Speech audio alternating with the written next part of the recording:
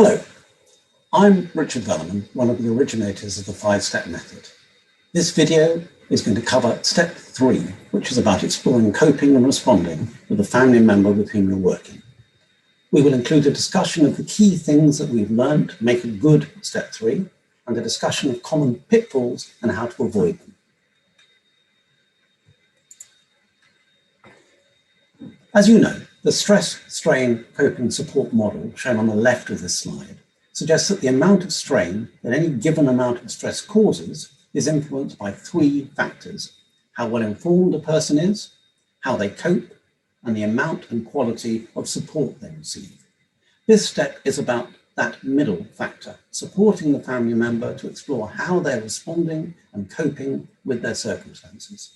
We know that helping people with their coping reduces both stress and strain for affected family members. And that, of course, is why the 5-step method targets it. You will see from the quotes on the right of this slide that both family members and practitioners find this step to be a very powerful and helpful one. You can also see on this slide a reiteration of the point that we've made throughout, that we, the practitioners, are responsible for the process here of keeping the session on track, but it is a family member who needs to provide the content. We need to get from them how they're coping and what might be able to change about that in order for them to be empowered to make any changes. And the core part of what we need to help family members understand is that there is no right or wrong way of coping. This next slide shows the process that we need to work through in step 3, and we need to work through all of these stages. First, we need to look at how the family member is currently coping. And here we do not do that by asking them general questions, such as, how do you usually cope? Instead, we get from them specific incidents, which you will know about from steps 1 and 2, and from their answers to the FNQ. So we will take an incident and ask, when X, whatever the relative is called, when X last did whatever it is that the incident is about. So when X last came home drunk, for example, or returned from a night of gambling or used their drug of choice at home, can you talk me through exactly what happened? What did you say or do? And then what did your relative say or do? And then how did you respond? And so on and so forth. So you get a really good picture of what actually happened in the incident.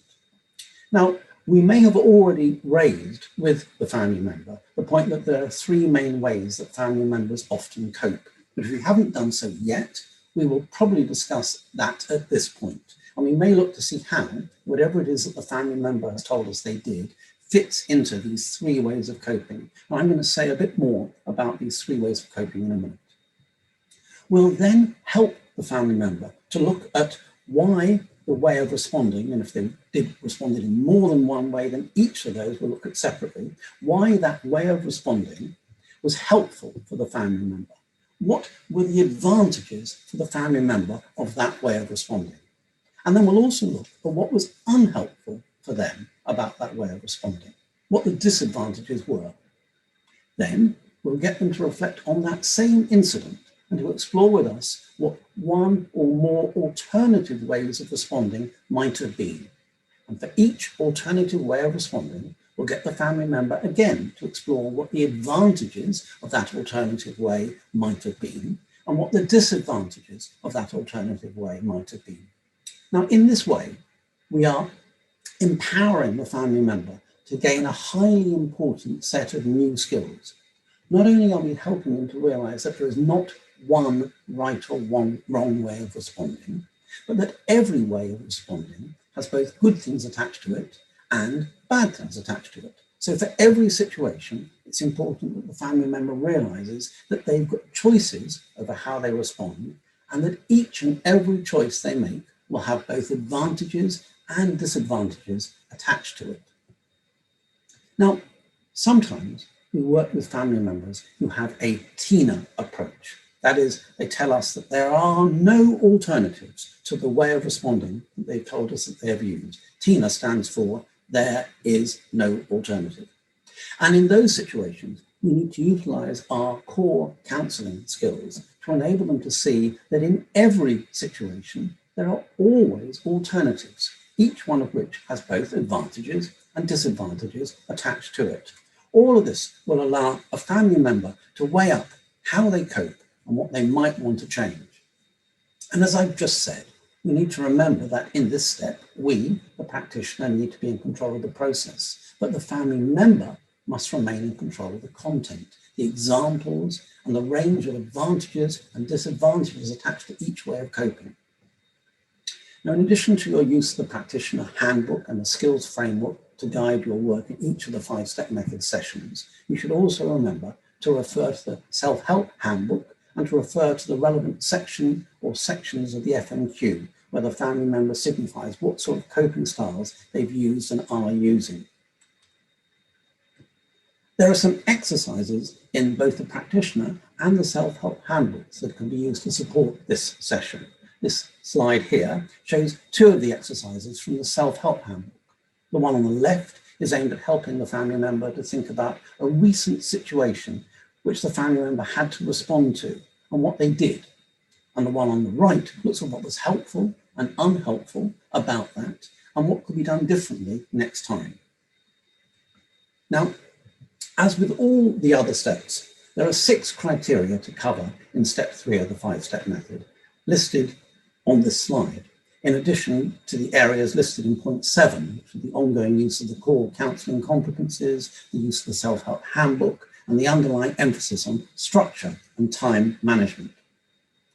As in all of the other steps, each criterion has a number of components to it, and the 6 criteria here are the beginning of the session, exploring how the family member currently copes, looking at specific recent situations and linking that to the 3 main ways of coping, exploring what the advantages and disadvantages are of these current coping responses, exploring possible alternative coping strategies with these same recent situations and what the advantages and disadvantages are of each alternative, and then weighing up the advantages and disadvantages of all the various alternatives, supporting the family member to see that there is no right or wrong way to respond, and helping them move from Tina, there are no alternatives, to Tar, there are always alternatives, and ending the session.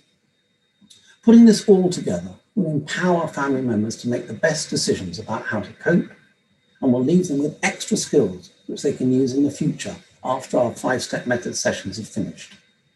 Remember, it's vital that practitioners do not tell family members how to cope. Do not make assumptions about what they think the advantages or disadvantages are of particular coping responses, and do not make assumptions about what they think is best for family members with regard to coping. During this session, practitioners should also refer to the answers that this family member gave to the relevant questions in the FMQ. But how you do that can be flexible. For example, you might look at the answers to get the conversation started if a family member is struggling to think about their coping. Or you can look at them when discussing the 3 broad categories of coping, which I'm going to come on to talk about in a moment. Or they could be used later in the session to check that everything that they've told you about in the FMQ has been covered.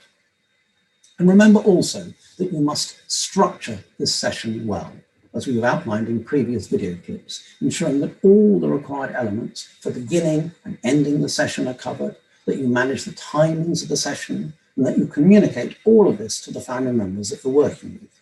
We've suggested in some of the other videos how you might ensure the beginning and ending of the 5-step method sessions are managed, and the videos and the supporting documents, such as the practitioner handbook and the skills framework and the skills checklist, explain what should be covered. It's also important that you check in with each family member about risk at some point during every session. So let's look at these 3 ways of coping. The evidence base behind the 5-step method indicates that the ways in which family members cope can be broadly grouped into these 3 categories as shown on this slide. Engaged coping, or getting involved with the behavior or the problem, tolerant coping, or putting up with the situation, or withdrawal coping, or distancing oneself. You can see that there are lots of different types of engaged coping. A family member could get involved by standing up for their relative, or could be assertive with their relative, or could be confrontational, and so on. All of these are examples of a family member coping by getting involved with the behavior or the problem or the relative. Similarly, there are lots of ways that a family member could be tolerant. They could just do nothing, maybe as they're too scared to do anything, or they could minimize the impact of the problem on themselves or on the family, or they could give their relative money, should I say, or they could help them out in other ways, and so on and so forth. And similarly, with withdrawal coping, a family member could distance themselves and spend more time and energy on doing their own thing. And of course, most times, things don't fit neatly into such clear boxes, and it's usually the case that family members will use coping responses from more than one of these broad categories, and also that their coping responses will vary over time and in response to different situations. Nevertheless, it's still a very useful way of thinking about coping, and family members often tell us that they find this structure extremely helpful in allowing them to think about how they are coping and also what an alternative way of coping might look like. So it's important that practitioners include an overview and discussion of this coping typology at some point during step 3. And the answers that a family member has given to the FMQ can also be used to support such a discussion. Whether this discussion is held at the start of the session or before moving on to how it can be applied to a family member, or done later in the session to contextualize the specific examples of coping that have been discussed, can be flexible and will differ from case to case. And the discussion needs to come back to the point that there is not one right way to cope. And that although some ways will work better at some times or in some situations, any way of responding will have both advantages and disadvantages. So it's important for a family member to recognize that and to think through the range of alternatives, each with its advantages and disadvantages, so that they will have a kit bag of possible ways to respond from which they can select the best one for that situation. As I've said before, some family members get stuck in TINA, which stands for there is no alternative. They feel pushed into a corner where they feel that there is only one possible way of responding. And one of our key tasks in step 3 is to empower family members into realizing and believing that this is never the case, that TAR is always the case. TAR stands for there are always alternatives, that in any situation, there will always be alternatives, always be choices over how to respond, each one of which will have advantages and disadvantages attached to it. And this next slide just shows this in a little more detail. It shows the 3 categories of coping with 1 or 2 examples under each category, and then shows what some family members have said are some of the advantages and some of the disadvantages of these examples, and then reiterates at the end the key message. There is no right way to cope, and there are always alternatives. There are a lot more examples in the step 3 area of the self-help handbook. Finally, there's some key points to remember when delivering step 3, and we also have a few tips as shown on this slide. One key one to remember when discussing coping with a family member is always to get specific examples, specific situations, specific dilemmas that the family member faces, and explore the pros and cons of their responses and of the alternative responses. It's vital to remember that this is a very difficult situation for a family member, and they will often struggle to work out what to do for the best. These are not simple situations, but ones which raise big dilemmas for family members. We need to deal with this sensitively and empathically, but we still need to enable the family member to move on and to reflect on the disadvantages and advantages of what they have been doing and what they might do differently. And in doing that, we need to enable the family member to see that there's no best way to respond, no right way to cope, just that there are always alternatives, and knowing what they are and what the possible advantages and disadvantages are of each will help them make decisions over how best to cope in any given situation in the future. Now we're going to move on now to share some of our key learning over the years as to what makes for a good step 3, along with some of the common pitfalls and how to avoid them. This is useful for all 5-step method practitioners, including those who want to become accredited, but also people who generally just want to improve their practice. You might also find it helpful to look at the Common Problems document, which you can find on the website, as this summarizes the common problems that come up when we're assessing 5-step method practice for accreditation and gives suggestions for how these common problems can be avoided.